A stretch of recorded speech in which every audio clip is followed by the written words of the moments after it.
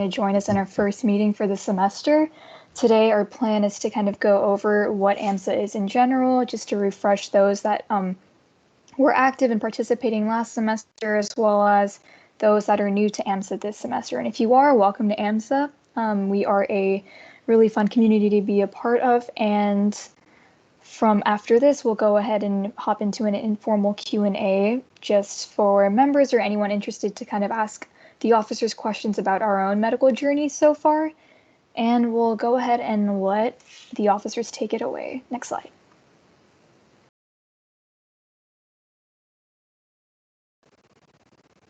Okay, I guess I can introduce myself. So I'm Sneha. I'm one of the co-presidents of AMSA this year. And my name is Stephanie. I work with Sneha as another co-president for AMSA, and it's nice to meet y'all. Hi everyone, I'm Shruti. I'm currently the treasurer, and I've enjoyed working with AMSA.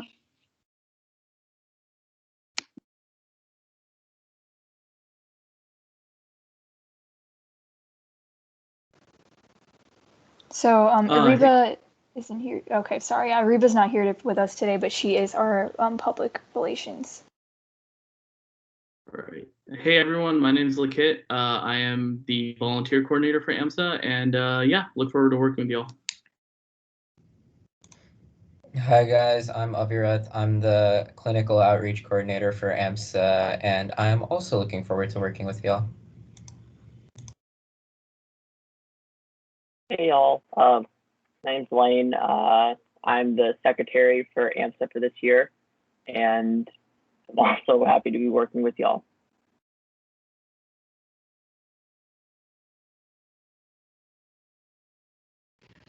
I'm not sure if Pooja is here yet, but Pooja is one of our past presidents, so she stays on the board for just some advising needs. So she'll be joining us soon enough for the Q&A later today. I'm here. I just want to say hi. She's here already, actually. I didn't realize you wanted us to introduce ourselves. Hi.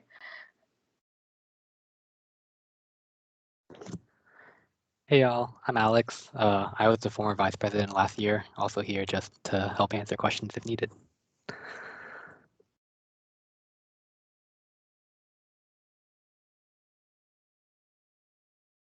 All right, so just a quick info on what AMSA is at UT Dallas. So we don't have any hours or GPA requirement or any dues, unlike other pre-medical organizations here. And we are centered on a lot of volunteering, pre-health track guidance. We've had shadowing initiatives before, and medical ethics and use discussions. And so I feel like that's what really separates us from other organizations. I really like our focus on, giving y'all opportunities to do things in the community that are medical or non-medical related as well. We are also a national organization, so you can start off as, as a chapter, like as a pre-med student, but then you can follow it through a medical school and even after. That's why we're called American Medical Students Organization. So it doesn't just stop here. You can keep on doing it when you eventually get into medical school. And then finally, we do have resources. We post them once in a while. Like you'll get an email about MCAT, and we have speaker events. And yeah, so overall, AMSA is a really great organization here. I love the work that we're doing, and I hope y'all grow to love AMSA just as much as I do. So if you have any questions, you can just unmute yourself and ask right now, and one of us will answer. Or you can always post it in the chat as well.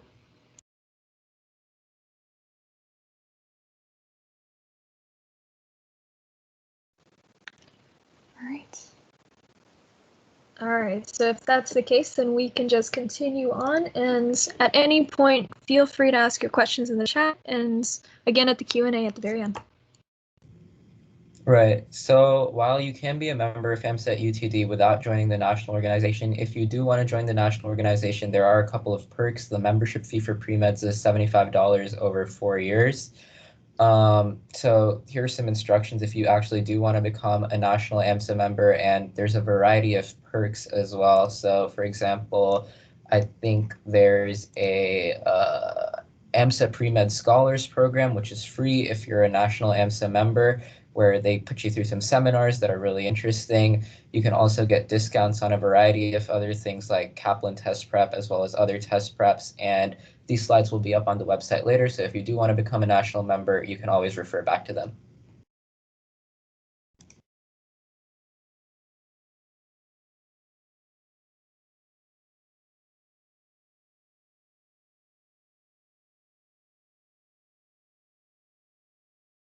Can we get the next slide, please?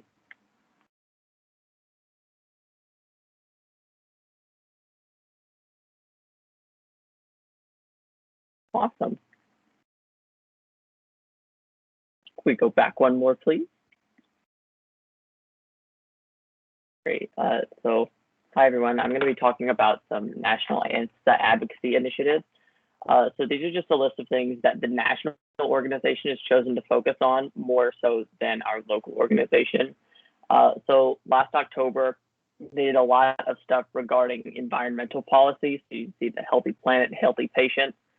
Currently, they're working more with social justice, mental health, racial inequality, voting advocacy, maybe less so in the voting advocacy now that the presidential election has passed.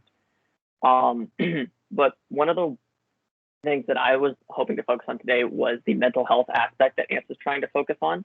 So there's a really good article on their website detailing physician burnout and how detriments in mental health lead to physician burnout.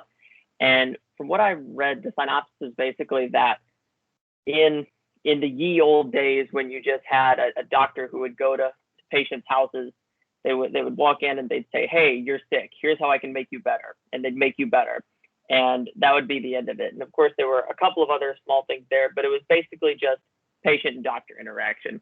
In the modern era, we've shifted more to corporate medical interactions. So if you're a doctor, you do get to interact with a patient, but you also have to interact with the nurses and the suits above you who are giving out your paychecks, and you have to work with the insurance companies and the electronic medical records and a whole bunch of other stuff.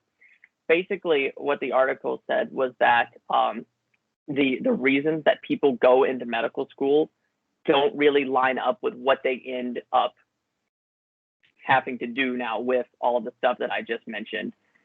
So you can definitely take a look on that. If you look over at the AMSA.org website, we've got right there. And yeah.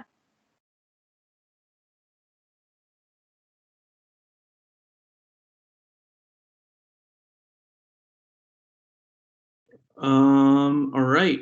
So some volunteering opportunities that we were able to find. So as always, you should check our website, amsautd.org. It should be in the email that we sent everyone. And other than that, it's just check that out. That has the most updated list of opportunities. We have a bunch of them on there. So there's a whole tab for that. But just some highlights. Red Cross, there are a lot of different volunteering opportunities that are available through the Red Cross, including case management, blood donation ambassadors, stuff like that. And most of these are online as well. So there's no contact because I know COVID is still, obviously an issue. And then I know a lot of people were trying to do the crisis text line a couple months ago, but that got filled very quickly. So this is an alternative. It's just as important. So 7cups.com, I would highly recommend checking that out. And finally, another big highlight is the North Texas Food Bank. They're always looking for volunteers, and it's very easy to just go in for like 1 or 2 shifts, and there's not like a lot of commitment with that. So I would highly recommend checking these 3 out at least. And so yeah, and then also keep a lookout on your emails to get the latest exclusive volunteer opportunities that we're able to find for AMSA members.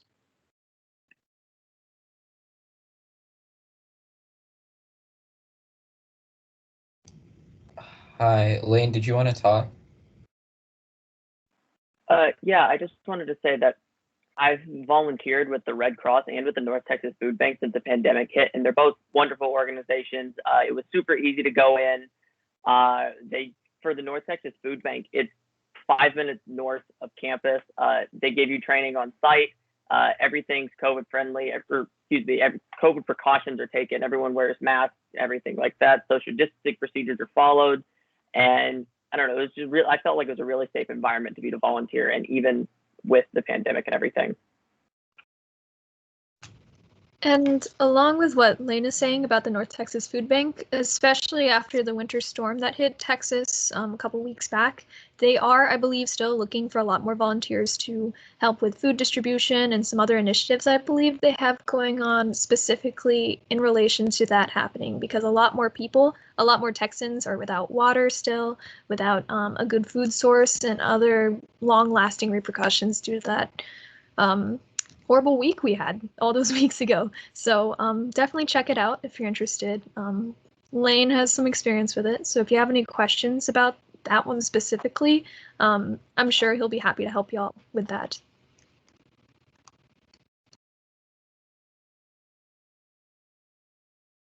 Okey-doke.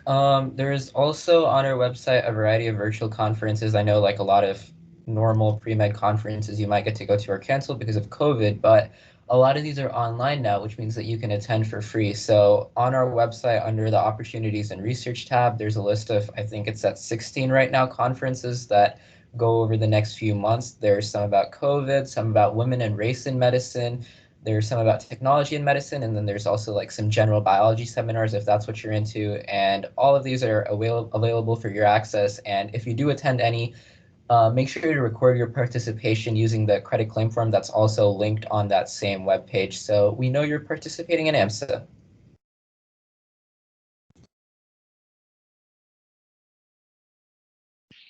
All right, so in the news, as many of you all know, there have been a bunch of updates related to the pandemic that have been coming out. As you all know, there has been a decline in the number of cases across the country, especially in Texas. That being said, there have been a number of variants that have been popping out in different regions of the world, including the United States. So one of those variants, B.1.1.7, that was first reported in the UK, is springing up in larger numbers in the US. And experts are saying that there could be a spike in the next 6 to 14 weeks if people aren't careful. The CDC so far has reported around 2,600 cases of this variant across America, and it has been found to be more transmissible by about 59 to 74%. It's interesting to note that in spite of all of these new variants, we're seeing a bunch of cases, including Texas, that are getting rid of the mask mandates. Greg Abbott lifted the mask mandate last week, and he's decided to open Texas to about 100%. I just wanted to hear all of your thoughts on this. What's your opinion about this lifting of the mask mandate? Do you believe that usage of masks should be enforced? Why or why not? And if so, how would you go about it? And feel free to unmute yourself if you want to share something. There's no right or wrong answer. If you want to go ahead and type it in the chat, that's also fine.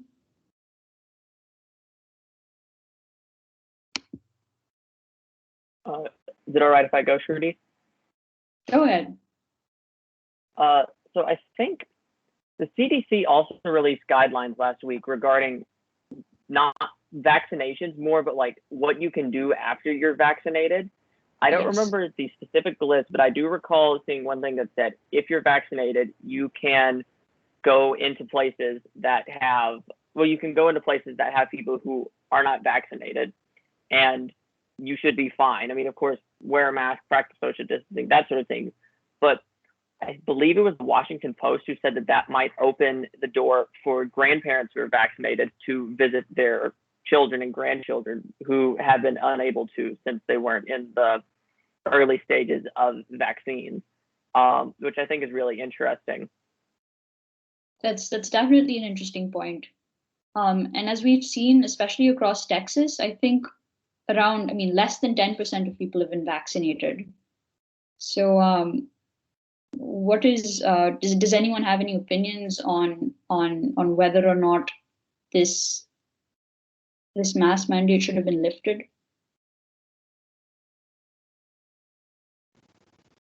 If you don't want to unmute yourself and say it, you can feel free to put whatever opinions you have in the chat too.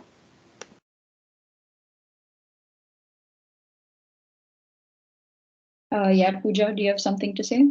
Yeah, I mean, in terms of like opening businesses back to 100%, I think that one is the more challenging one that I've been kind of like on the fence about, because there's also obviously the issue of like small business owners not making enough money to like, make it to the next, like they're getting paid paycheck by paycheck, barely making it through, barely able to put like food on the table, and kind of expanding like services to 100% capacity can potentially increase business revenue and stuff. So in that sense, I think maybe expanding a little bit is okay, but I think removing the whole like mask mandate thing is just absolutely absurd, because like you said, it's so conflicting to see 10% of our like population vaccinated.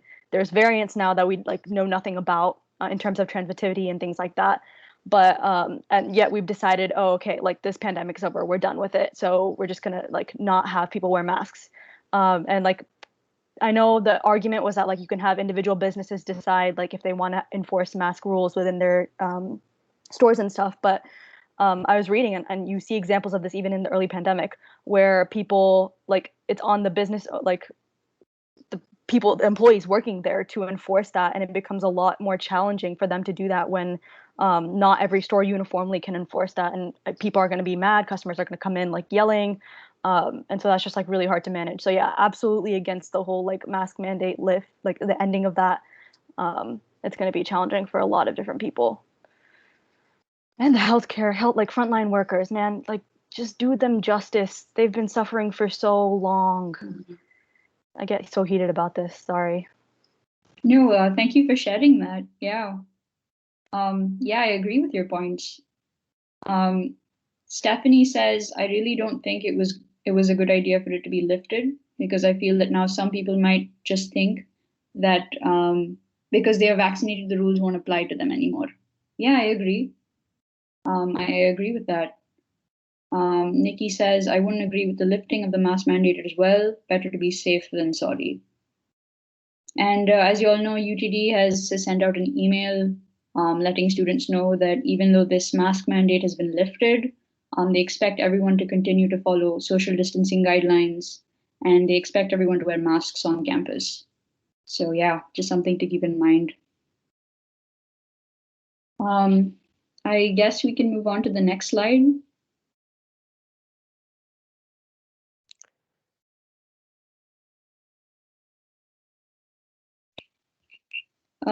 Mohammed, do you have something to say? Yeah, I was gonna voice my opinion on the mask mandate. Go ahead. So I definitely think it was a bad move, and I think the reasons that he did it. I mean, I guess I can't read his mind, but I'm pretty sure that he's not going off of medical advice from experts, and he's basing these decisions. They're like political decisions, because I mean, we know that there's been some controversy about masks throughout the pandemic. There's been a lot of conspiracy theories, like how well do they work?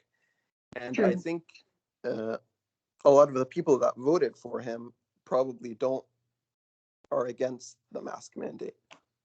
They think masks may not be as effective, even though the data shows that they are, and and more importantly, they just think that it's infringing on their freedom, which the argument I always use when people say that, I'm like, well, what about the seatbelt laws? Like, is that also infringing on your freedom? Like, technically it is, but I mean, it's for a good reason, right? I really like that seatbelt analogy. Yeah, and I think if he had waited a few months when more people had been vaccinated, it would have been okay. But he did it prematurely, and I think he did it to really to appease his base, the people that probably voted for him. And the good news is, I think a lot of people will keep wearing masks willingly. I Right. mean, probably more than half of the people, I think, will continue wearing the masks willingly. And I think I read a statistic about the vaccination. Even though a lot of people haven't been vaccinated, the number of people that are planning to get vaccinated has been going up. There's been people were more doubtful when the vaccines were released, but now as more people are getting them and they're okay, nothing's happening to them, then other people are getting more encouraged to get vaccines. So I think that's a positive. But I definitely think the mask mandate should have waited a few more months until those people had actually gotten the vaccine. I agree with that. Yeah, and we're going to talk a little bit about the hesitancy that some people have been having to get that vaccine a little later. But yeah, thank you so much for sharing. Lane, did you have something to add? Yes. So I heard an argument the other day that, while not necessarily compelling, I thought was interesting. So in regards to the mask mandate, I think Mohammed just said that it was based mostly off of like political decisions rather than actually listening to medical experts. And I agree with that sentiment. I think that maybe not purely political, but also like more from an economic standpoint. So he was like, hey, we should open up the economy so people can go to work and everything like that. Right. And the thing with that is that also, as Pooja mentioned earlier, people who have small businesses, like that's their livelihood, they are sort of living from paycheck to paycheck. And there are people who I can't think of the word, they're being kicked out of their houses, they're being put into homelessness. There's a significant portion of the population who's been shifted below the poverty line because of the COVID crisis. And I can sort of understand how it might be said that we need to open back up the economy so that we can help these people. That being said, I would 100% agree that it was not done at the correct time, because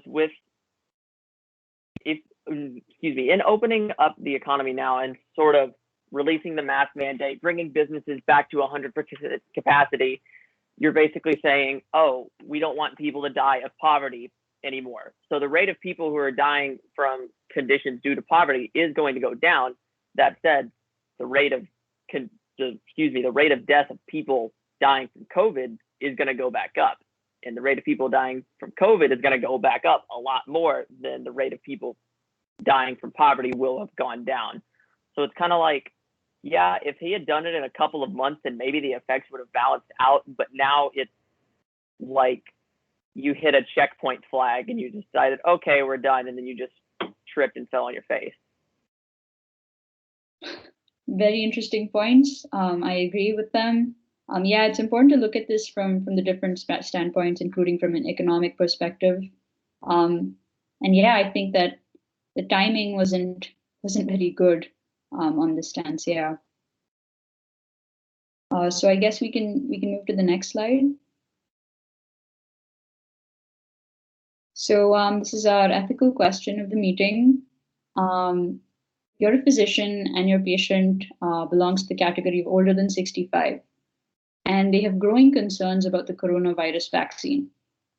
With all the new variants that are popping up, they believe that the vaccine may not even help them, and they're adamant and do not wish to take it. What role do you as a physician have in this situation? And how do you get your patient to understand the importance of taking this vaccine? This was actually a question that I got asked in one of my interviews. So yeah, I would love to hear what you guys think about this. Once again, there's no right answer. Feel free to type in your opinion in the chat if you do not want to unmute yourself.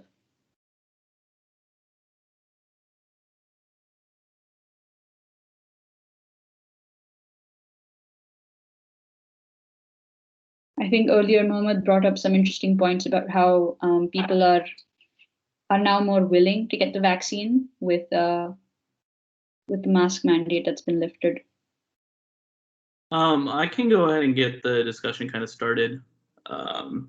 So I think one important thing to look at is, if they bring up the variants as a concern, the best way to stop the virus from mutating again is to vaccinate against it. If it can't keep spreading at the rate that it was before, there's less of a chance of mutant strains. And so I think that's one important thing that a physician can bring up to a patient, that you have a part to play in this as well, regarding stopping mutant forms popping up. So I think that's one way that you could look at it. Absolutely. I also wanted to bring up one more thing. Why do you think so many patients have concerns related to this vaccine?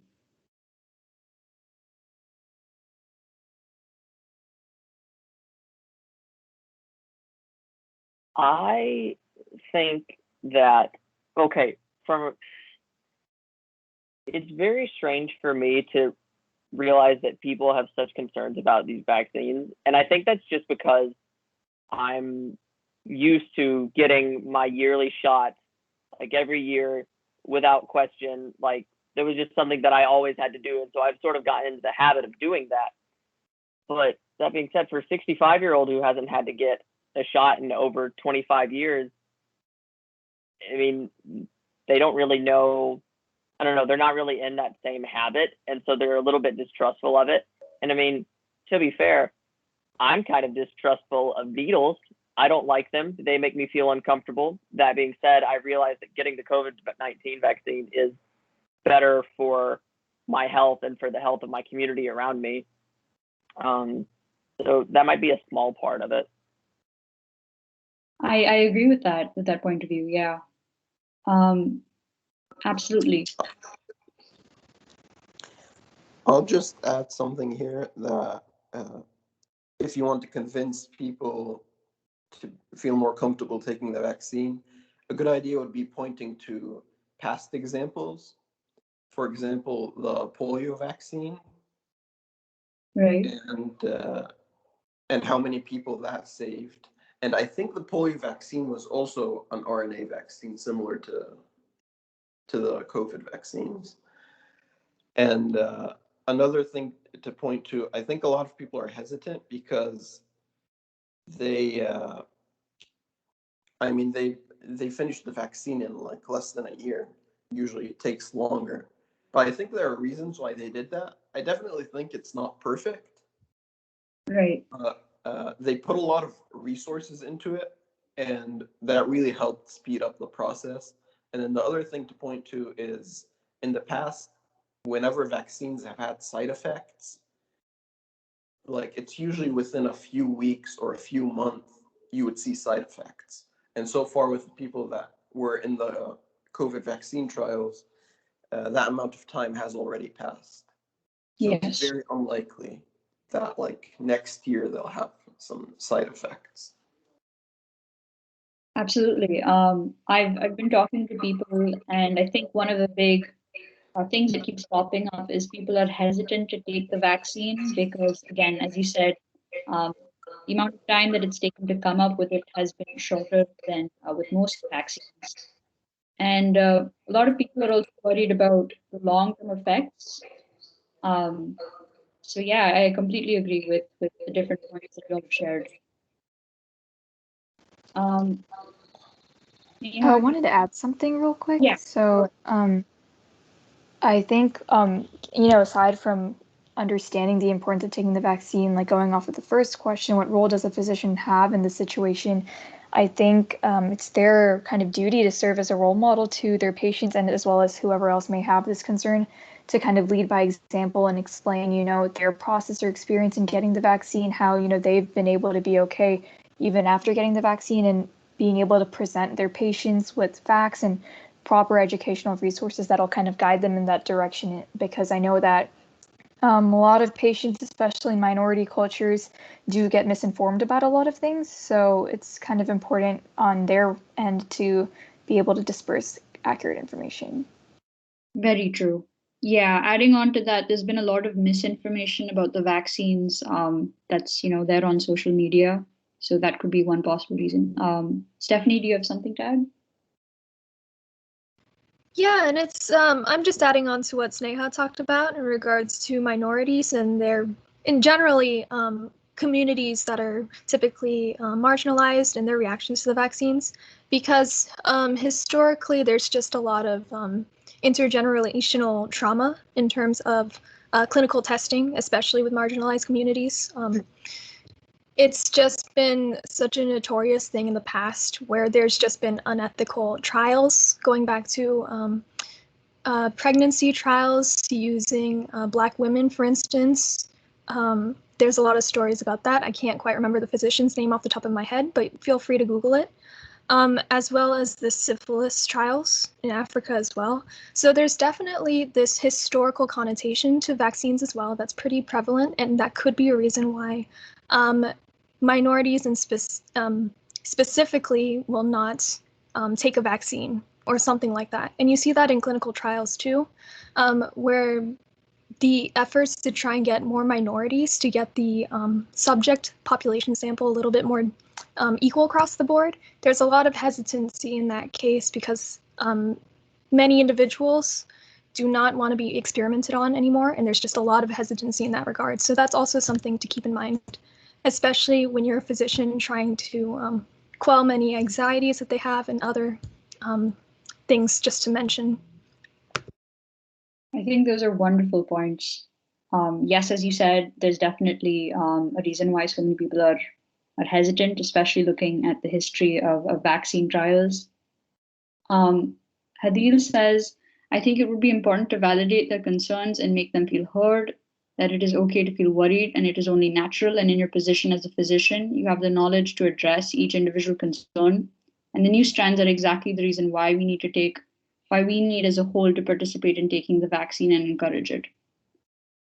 Stephanie says, I think one thing that is important is that the physician needs to make sure when talking to their patient that they're understanding and not overwhelming them with facts. Nisa says, I feel like Black and brown people are more reluctant to get the vaccine because of the racist and dangerous experiments that has historically targeted their communities. The Tuskegee experiment led poisoning experiments and everything we know now about female gynecology. Absolutely, I agree with all of these points. So yeah, thank you guys for sharing your opinions on this particular topic. I guess we can move on to the next slide. Yeah, of course. Before I move on, just letting you all know the reason that we do these ethical questions and get you updated on the latest medical news that Shruti beautifully puts out and lays out perfectly for us is because when you get to the medical interviews, these are things that might come up. And Shruti mentioned that this question particularly is something that she's gotten.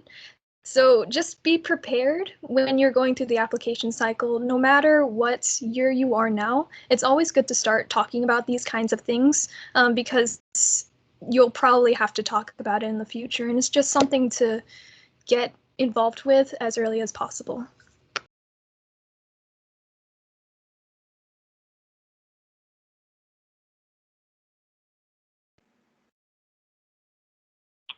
All right, so our next topic is a seizure education class with UEMR.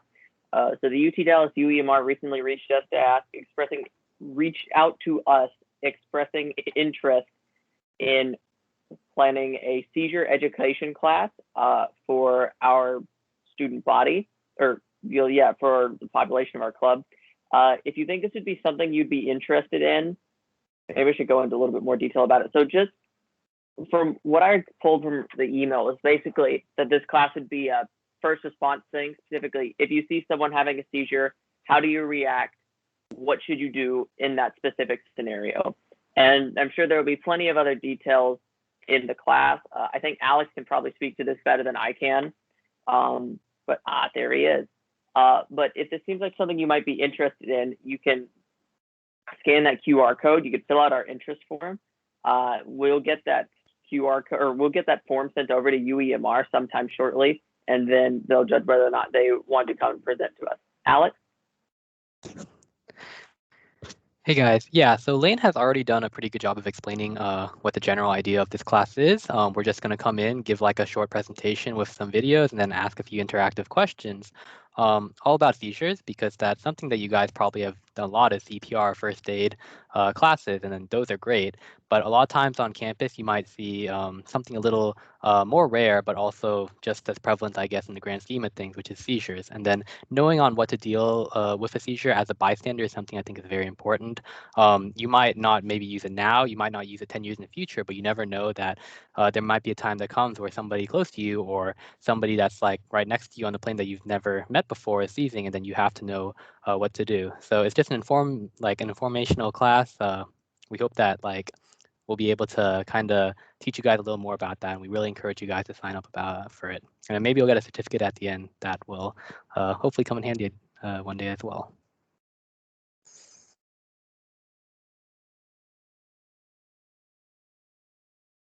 Awesome. Thanks, Alex. So I think that's everything. Stephanie?